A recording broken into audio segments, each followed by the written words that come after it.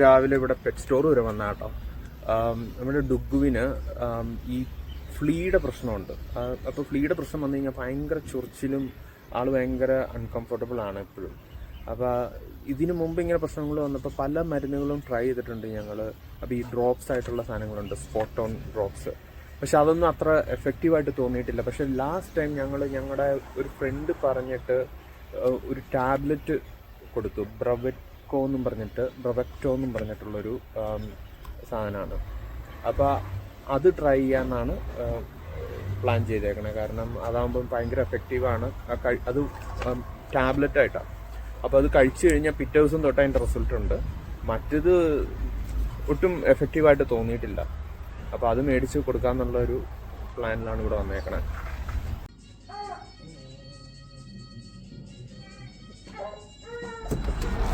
ഈ ഒരു വീഡിയോ കാണുമ്പോൾ മനസ്സിലാവും ഡുഗു എന്തോരം അൺകംഫർട്ടബിൾ ആണെന്നുള്ളത്.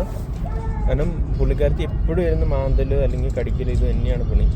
അതായത് ഇതൊരു സൈനാണ് ഫ്ലീയുടെ ശല്യം ഉണ്ടെന്നുള്ളതിന്.